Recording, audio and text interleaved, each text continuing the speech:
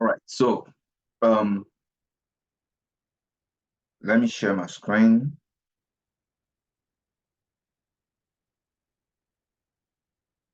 Uh,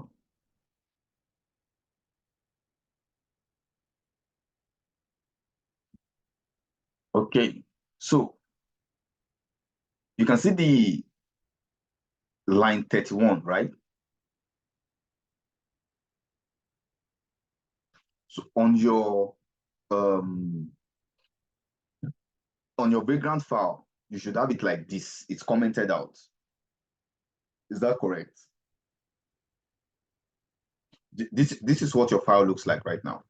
Hey, please, can you help me give me the command to which viewing command are we using? Sorry. To do what? To enter this editor, to enter this forwarded port, the You config remember? VM. Okay, let's back up a little. All right. Okay. Thank you. Do you do you remember when you installed Vagrant for the first time? Yes. You remember you had one Vagrant file that downloaded on a folder on your laptop. Do you remember? Yes. Yes. So you created a folder and then you did Vagrant init inside of that folder. Yes. Then a file was downloaded, the Vagrant file. Mm-hmm. This is that file. Okay. So this file is your Vagrant configuration file, right? So everything that concerns your Linux OS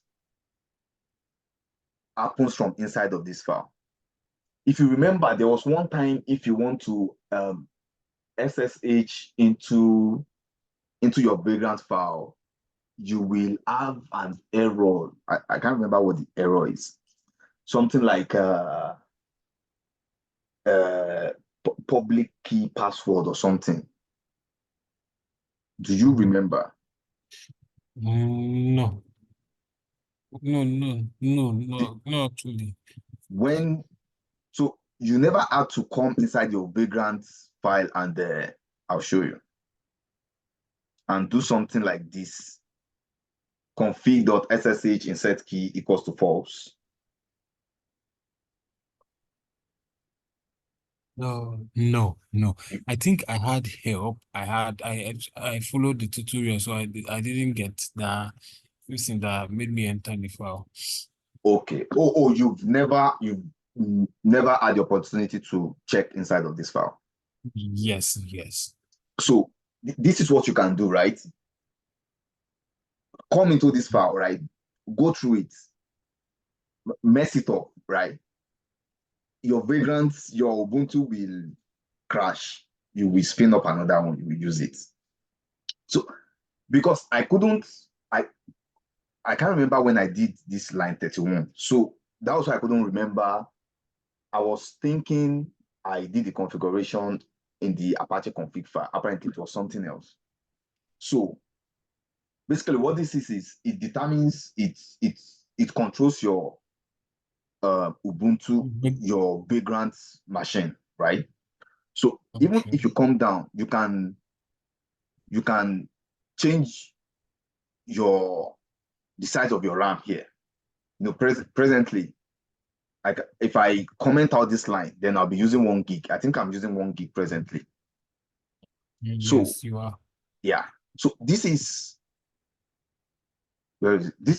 where you configure the port forwarding I was talking about. So when you enable port forwarding, right, Mm.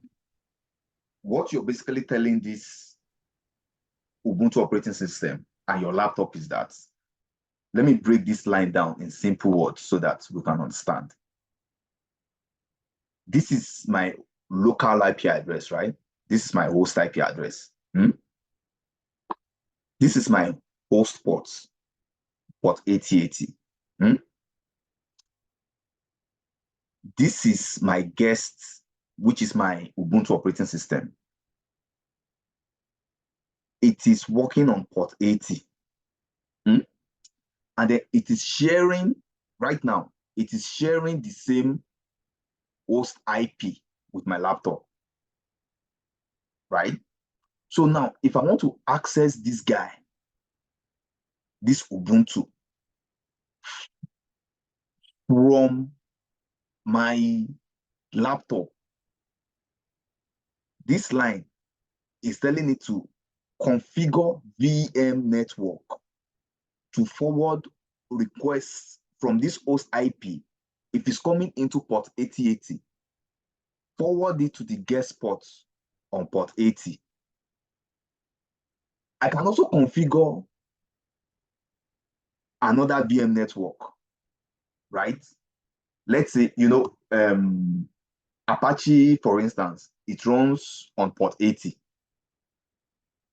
So if I come in on port 8080 and it is directing me to port 80, remember when we check inside that port configuration file in Apache, it is saying listening on port 80. Do you remember? Let me show you. Let's go back to it. Where is it? Yeah, this is it, right?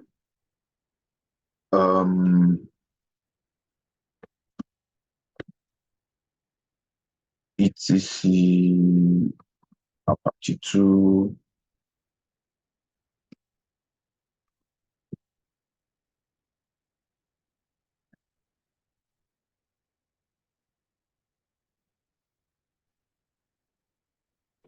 So I'm trying to open the vagrant file, but it's not opening.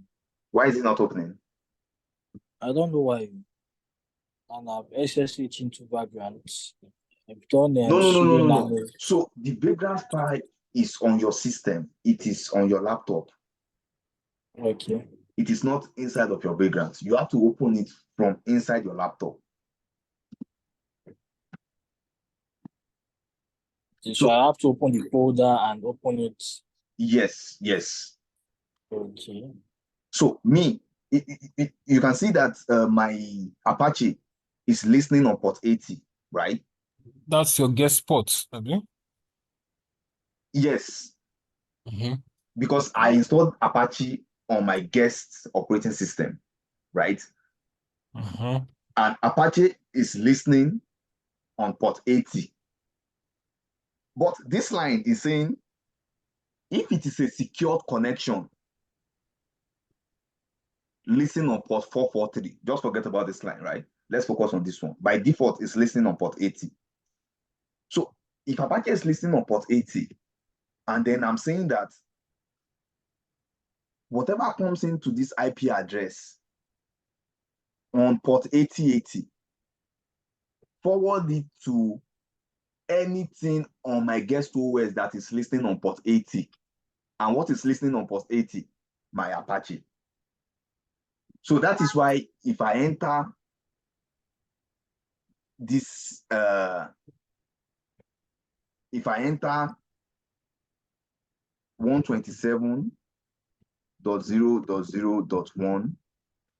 127.0.0.1:8080. So this is the IP address, this is the port number, and I hit enter. What I will see is my Apache running on port 80. Are we together? I'm following you. Does it make sense? I just want to Uh, be sure I'm carrying everybody along. okay. Let me try and explain so that we all understand. Okay. Okay, so on the Apache file, Yeah. the port is listening on 80, and then Yes. on the vagrant file, it says if you load the localhost IP together with its port, anything that is loading there, you should send it to the guest port that is 80, that is listening, that is on Apache, the Apache server. Am I correct? Yes. So now, if we want to edit this thing now, yeah, let's say I change this guy, right? Let me do something.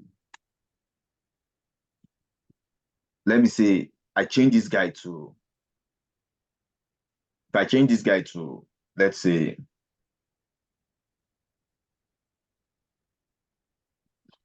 let's say 42. And I say that anything coming on port 80, forward it to the guests on port 42. And then let's say I restart my vagrant, right? And I refresh this one. What will happen?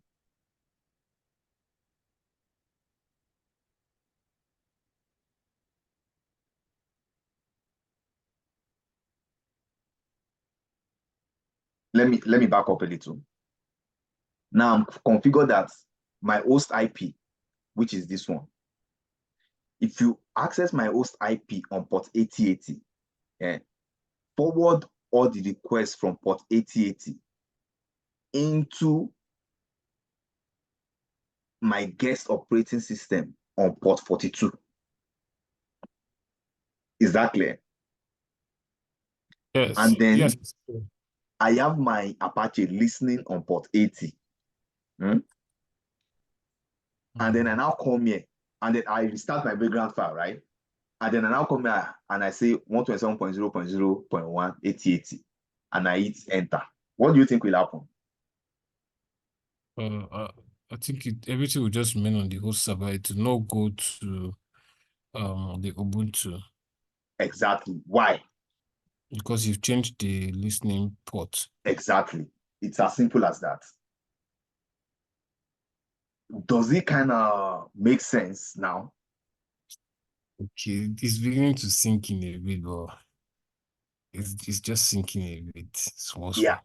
Just once you get it, it just kind of sticks, right? So let's say How did you edit the listening port? no, I haven't. You mean this one? Hello? I can hear you. Okay, I said, how did you edit the listening port? I did not edit so this is the listening port for Apache. Apache is listening on port 80. So this is why this is why it is interesting, right?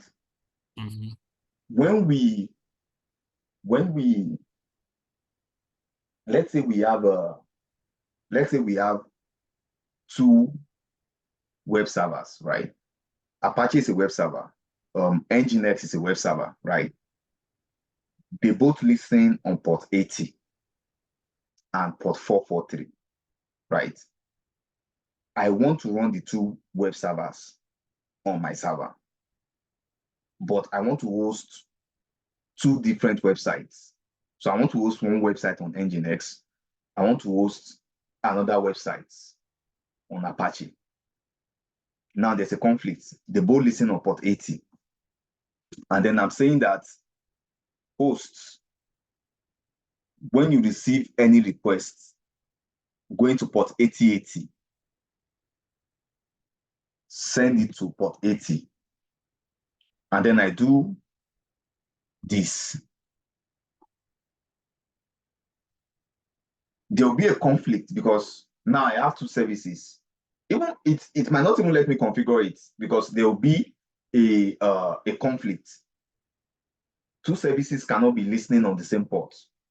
So in that case, what I will have to do is change the listening port of one of the services. I might make my Apache to listen on maybe port 2, for instance, and then leave Nginx to listen on port 80. So whenever I want to access, so what I'll now do here is that I will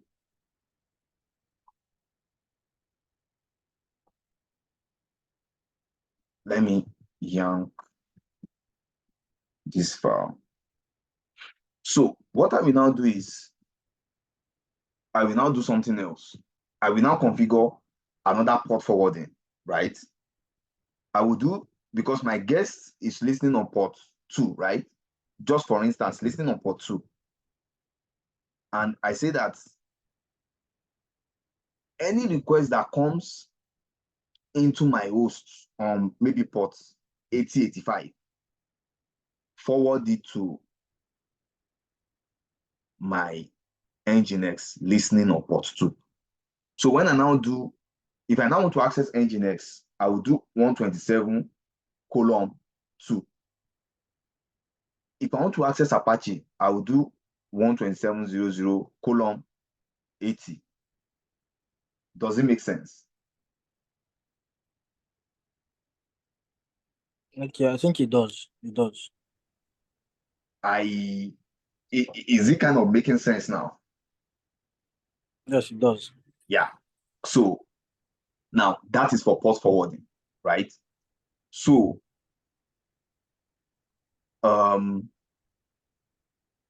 So that means you are basically allowing two different servers run on the system. to run on the Well, you have system. to specify the guest. Exactly. Yes, okay. So that means to use any of them, you have to specify the listening ports. The port you're trying to access. Gong, gong, gong, gong, gong. Okay. I think I get that. we'll do something when we get to the cloud on port and mess up some port configuration. So that is Okay. for port forwarding, right? So now let's check out this bridge network. So now I've got configured port forwarding. So that means only me can now access this thing. Hello, Adeyemi. Please, before you go, so I'll follow you because I'm a bit lost. Please, again, this, like I said before, I haven't had reason to enter into this base folder. So please, what's the are you saying I need to log out to my vagrant machine, or I need another terminal so that I'll do it on my system? Is that what you're trying to say? Because I'm using Git bash now. Let me just quickly use what do they call it? The bash on VS Code to this thing. No, so even I'm viewing this thing right now with Git bash, right? So if I do any configuration here that I want to save, what I will just do is I'll go into my command prompt and do vagrant reload. I mean vagrant. I think it's vagrant restart, right? So that will restart my vagrant, and then when it is restarting, it will use the new configuration to start up the vagrant vagrant machine. Am I supposed to, because I just tried to do Vagrant to start now, it's saying I need to install the Vagrant package. Do I need to install it? Which vagrant package? Like, so I just tried to, I entered the command Vagrant restart, and it said command Vagrant not found, but can be installed with sudo No, no, apps no, no, no, install. no. To do that, right, you need to be in the go into your My root folder. no, no, not your root folder. Go into the folder on your local machine where you run vagrant in it, because you installed vagrant on your machine, right? Yes. Not on your Linux OS. No, no, no, no. So I On believe my you're running that vagrant restart from your Linux OS. okay. Because I'm actually this thing directory is showing Vagrant at Ubuntu Focal, so I guess that's the Linux OS. Yeah, that's the Linux OS. So go back to your bash, your command prompt or something.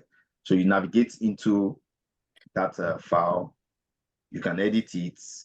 You can even edit it with Notepad or any nice editing to just do vagrant restart. Okay, let me go and use the bash on Intel VS Code because this my CMD on my system.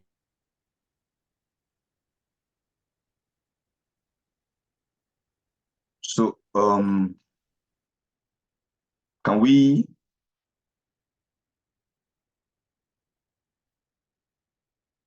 continue? Yes, let's continue. Let's start with the port forwarding. Sorry, the adapter. Sorry, it's not the network adapter you're talking about. Yeah. So now, with this port forwarding, we can access whatever is listening on port 80 on our local machine. So now we want to be able to access it on a public network. So if you read, it's self-explanatory. It's saying create a public network which generally match to bridge network. Bridge network make the machine appear as another physical device on your network. So look at this statement now.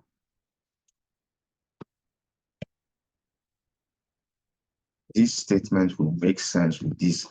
So if you run if config on your end right now, you will only see one physical machine's IP address and this loopback address, correct? Because you have one physical machine on your end. But when you now configure bridge network, it will make the machine appear as another physical machine, which is this on your network. Does it make sense? So that is why I have two public IP addresses here, and you might only have one. Should I read it again? Bridge network make the machine appear as another physical machine, which is this. So now this is one machine. This is another machine on the same network. And this is possible because I want to configure bridge network. Does it? Is it Yes, it jiving? does. Yes, it does. Hmm? Yes, So it now, does. It does. the only thing I need to do to configure bridge network is very easy. I just need to uncomment this line, Shikena. So this one is saying config virtual machine network as public network. That's it.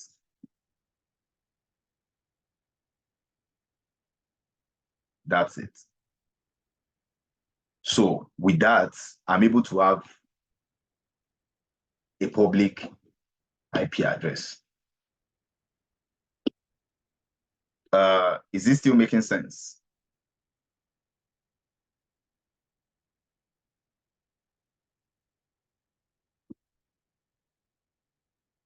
And we move on.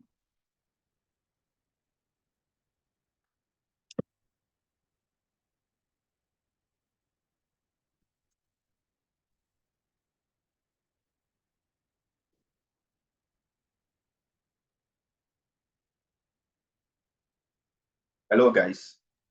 Yes, we can move on. So Okay.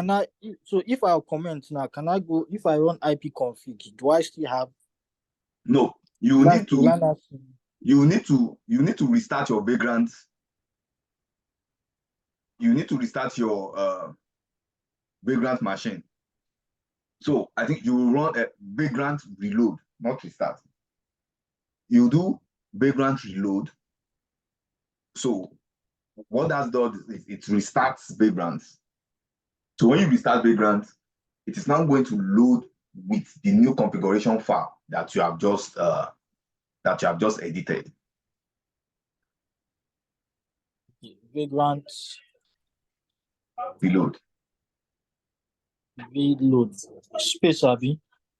Yeah, vagrant space and then reload. I'm logged into vagrant already. Do I exit from vagrant or I should run the command inside vagrant? Wait, run it. Let's see. Run it. Let's see. No, I think you might have to. I have to exit Abi. Yeah. Okay. The vload that needs to have space. Vagrant space below. I want to write vagrant. It's giving me a different thing. Is it vload or reload? Reload. RELOAD.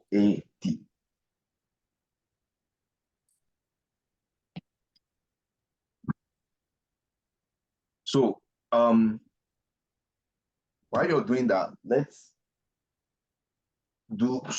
say my website is running, right? And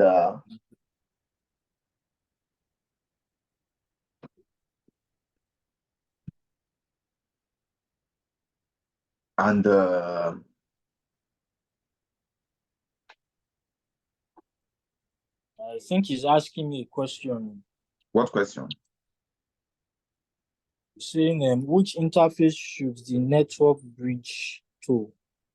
Like Yeah. it's just Share your screen. Share your screen. Share your screen.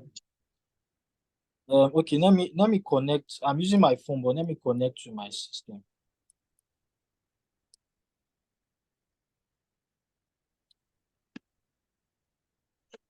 Let me connect using my system. Okay. So yeah, I remember you have that question. So let's say I'm running my web server, right? I mean, yeah, and then I'm running some application. I'm running some. I'm hosting some websites on my server, and then I'm checking. I'm checking the memory I have uh on my server. Say monitoring it, for instance, and then I'm saying that I'm just for me to know when I'm running out of space, right?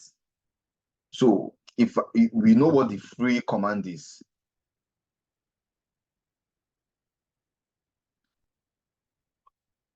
do we know what the free command does? To check the memory. Yeah, yeah. It just shows me the total memory, what I've used, and what is free, right? So now I want to look for a way. So what I want to achieve right now is that I want to be able to keep track of this, right? And I want someone to get the results that I am getting from this. So whatever output I'm getting from this, I want to send it over to someone. So one of the ways I can do that, right? I can be running free. Maybe after 1 minute, I run free again. Okay. It's still the same. Nothing is happening. Okay, I'm good. I run free. Nothing is happening. I'm good, right? So I'll just have someone sit down and run free all the time. But another way we can also do that is we can do something, we can define a cron job. So what cron job does is we tell cron job to run a specific task at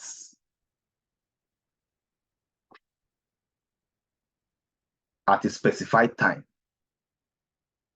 And once, so it uses our network time. So once it's that time and our server is running, it runs that command for us, right? And that makes it much more efficient than you running, say, just one command every 5 minutes. So I'm just trying to break down what cron job is and why it kind of makes our work easier. I don't know if that kind of makes sense.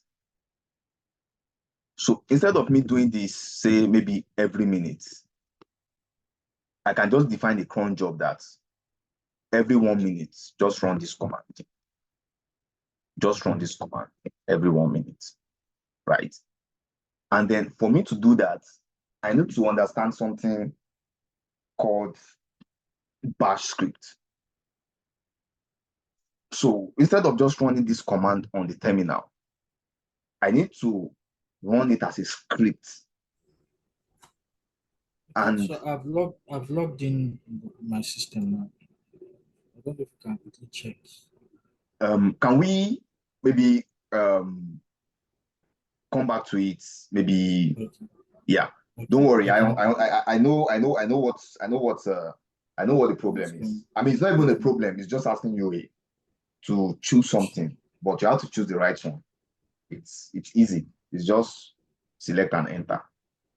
Okay. So, where was I? Yeah, for us to define a cron job, we need to be able to put that command or set of commands we're trying to run in a bash script, so that cron job, we will now tell cron job that, okay, after every 1 minute, go into this part on my system. Whatever you see there, run it after every 1 minute. And cron task will do that for us every minute. Let's see how it is. First of all, let's put this free, just this single command. Let's put it in a bash script. So let's create a file. Let's say I think it was, let's say for my what should we call the file? Let's just call it test file, test.sh. So if you want to define a file as a bash script, the first line, you always have something. It is called the shebang, and it is this bash.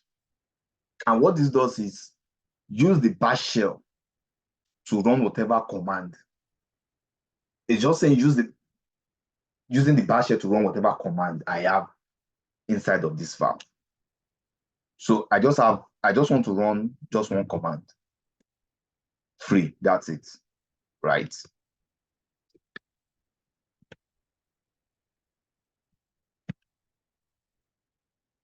So now, if I want to run it, there are two ways. I could either do bash, or I could make this file an executable file and just run it. But for now, let's just stick with this bash test.sh.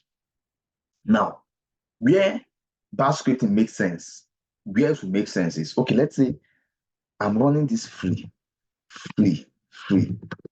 right? And I want to know, let's say this thing is changing, right? It is changing every minute, and I want to keep track of the time that it is changing. And then I do something like this, dates free. That is me running two commands on the terminal. But if I put it in the bash script, it makes my life easier. So let's go back into the test file. I want to do free and date, right? And in one command, I can achieve two things. So that means on this, today, at this time, this is the memory usage on my server, right? If I decide to run if I run my bash script again, you see, this is at 14:53, 27 seconds. This one is at 14:53, 45 seconds. This is what I have. So if I want this one to come first before this one, I just have to go into my bash script. And let me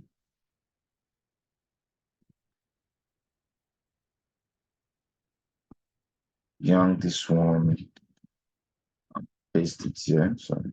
So let me delete this one.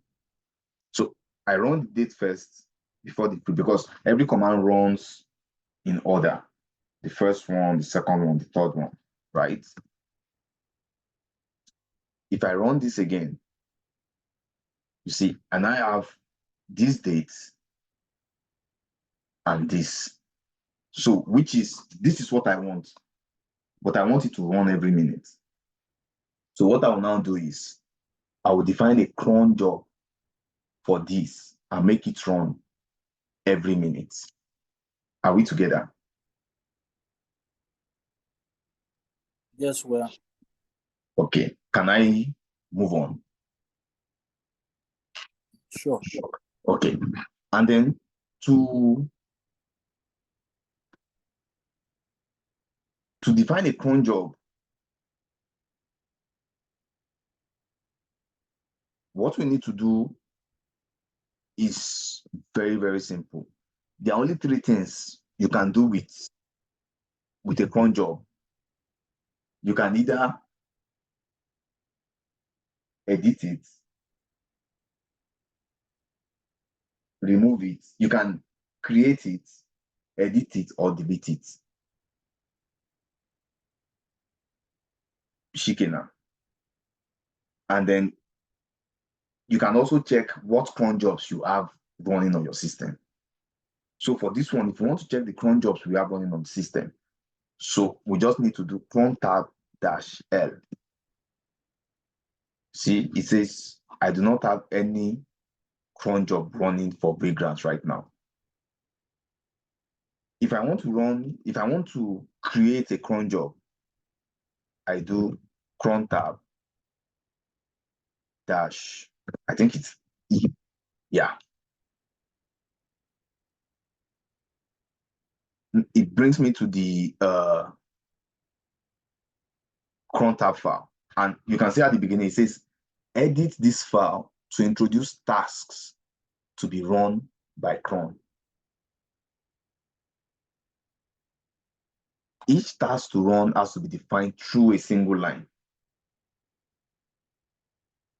indicating with different fields when the task will be run and what command to run for the task, which we are going to do right now. So we say each task to be run has to be defined on a single line. And when you define the task, different fields should indicate when the task will be run and what command we run for the task. So let's edit this file.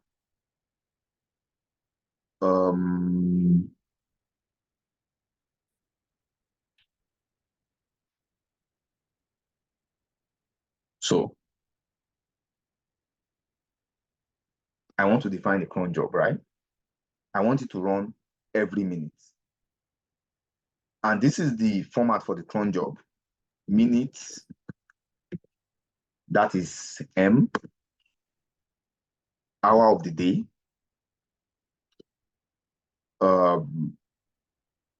I think day of the month,